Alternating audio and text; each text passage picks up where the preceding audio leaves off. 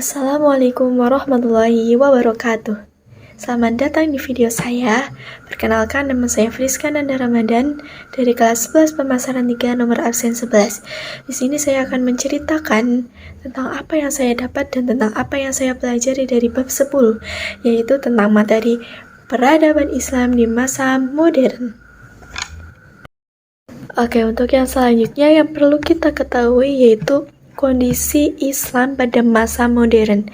Sebagaimana pendapat dari salah satu tokoh ilmuwan Islam yang berpendapat bahwa dunia Islam pada masa modern dimulai pada tahun 1800 sampai sekarang.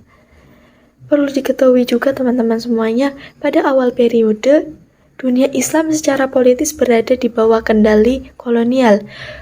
Waktu itu Eropa mengalami kemajuan di bidang teknologi dan ilmu pengetahuan, sehingga Eropa berhasil menemukan berbagai penemuan yang membuat negaranya itu semakin maju. Contohnya yaitu perkembangan teknologi kapal, sehingga seluruh lautan berhasil dikuasai oleh negara Eropa, sehingga satu persatu negara Islam mulai jatuh dalam kekuasaan Eropa. Baru pada tahun 20 Masehi, Islam berhasil membangkitkan negaranya untuk lepas dari bangsa Barat. Dari kemerdekaannya tersebut, muncullah kesadaran dan muncullah pemikiran dari beberapa tokoh di mana mereka ingin memajukan negara Islam dan mendorong agar negara Islam dapat berkembang dalam berbagai bidang.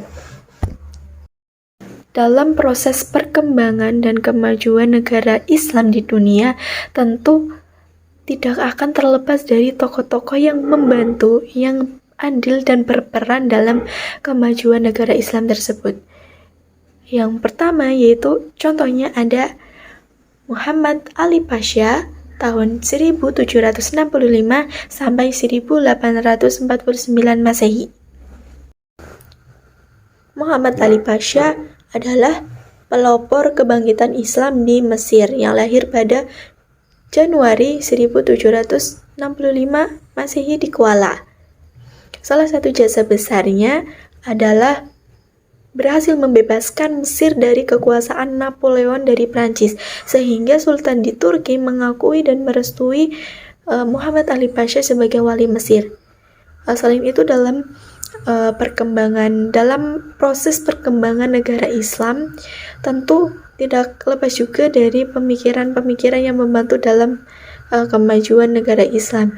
Salah satu pemikiran Muhammad Ali Pasha yaitu mengirimkan pelajar Mesir untuk belajar di Prancis, bahasa Inggris, dan Austria sebanyak 311.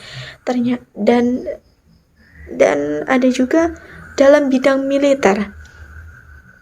Pasha melakukan inovasi dengan mendatangkan seorang perwira tinggi dari Prancis untuk melatih para tentara militer Mesir.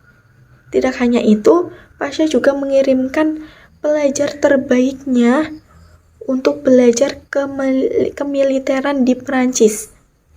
Setelah lulus, mereka akan diminta untuk mengajar di negaranya sendiri, yaitu Mesir.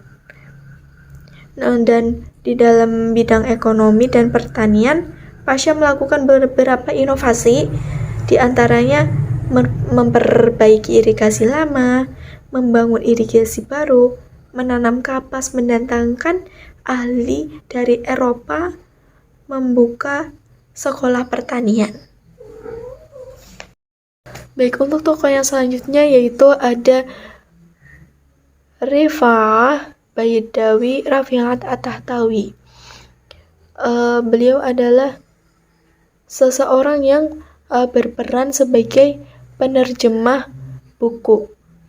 Selain itu, At-Tahtawi berhasil menerjemahkan sekitar 20 buku berbahasa Perancis dan mengedit puluhan karya terjemahan Seperti halnya Muhammad Ali Pasha, At-Tahtawi ini juga memiliki pemikiran yang memajukan negara Islam, yang salah satunya adalah dalam bidang pendidikan.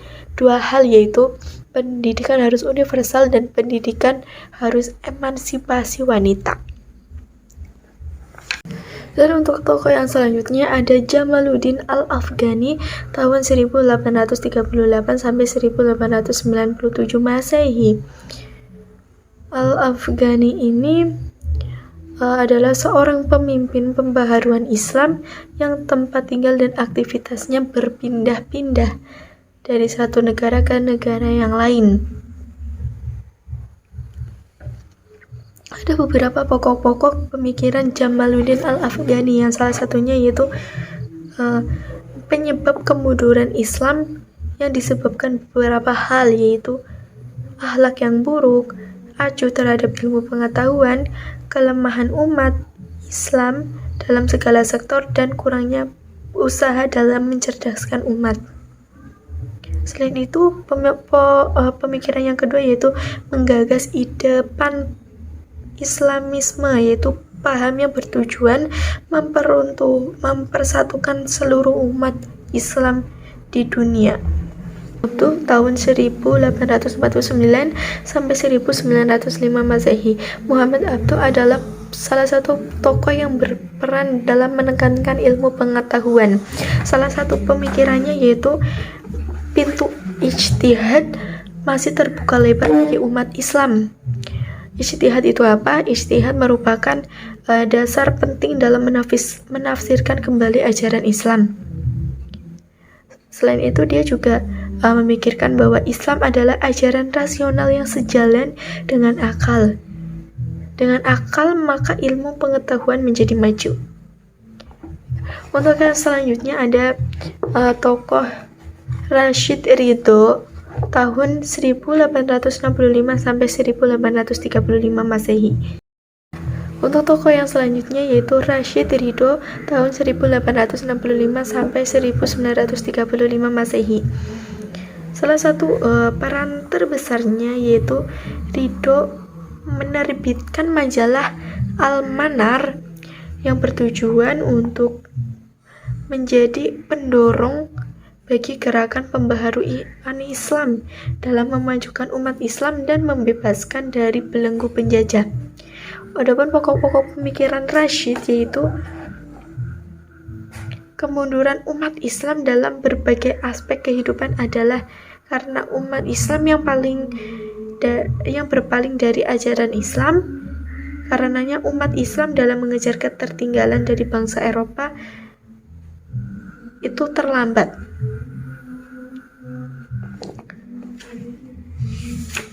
Untuk pemikiran yang kedua yaitu penyebab lain kemunduran umat Islam adalah merebaknya paham fatalisme di dunia Islam. Dari beberapa tokoh-tokoh pembaharu Islam dapat disimpulkan bahwa kebanyakan dari mereka adalah seseorang yang haus akan keilmuan dan mempunyai semangat untuk berusaha mendorong agar Islam itu mempunyai sebuah progres dalam kemajuan dalam berbagai bidang. Selain itu, mereka juga mempunyai sifat yang gigih, cerdas, dan bekerja keras, walaupun mungkin dari beberapa tokoh ada yang latar belakangnya itu tidak memungkinkan, seperti contohnya Muhammad Ali Pasha yang berasal dari keluarga yang tidak mampu, kemudian dituntut untuk bekerja untuk memenuhi perekonomian keluarganya dan sama sekali tidak mempunyai waktu untuk mengenyam pendidikan sebagaimana anak-anak semasanya. Tetapi hal itu tidak berpengaruh untuk Muhammad Ali Pasha, tetap dari sifat-sifat tersebutlah yang kemudian menuntun Muhammad Ali Pasha menjadi seorang pembaharu Islam. Jadi bukan berarti latar belakang yang kurang mendukung bukan berarti kita tidak bisa menjadi seorang Untuk yang selanjutnya, mungkin kebanyakan juga dari beberapa tokoh lebih fokus ke dalam pendidikan dan ilmu pengetahuan. Contohnya saja Rifa'ah Baidawi Rafi'at At-Tahtawi. Kalau kita baca dari tokoh tersebut, bisa diambil pembelajarannya bahwa beliau itu adalah seseorang yang haus akan ilmu dan seseorang yang giat dalam menuntut ilmu. Hal itu dibuktikan bahwa dia itu berhasil menerjemahkan 20 buku berbahasa Prancis dan mengedit puluhan karya terjemahan lainnya. Dalam proses tentu tidak mudah untuk menerjemahkan, pasti ada beberapa proses yang harus dilewati. Oleh karena itu bisa diambil bahwa At-Tahtawi ini mempunyai semangat untuk menggali ilmu pengetahuan, dan dari ilmu pengetahuan tersebut berguna dalam pembaharuan Islam, dalam kemajuan negara Islam juga.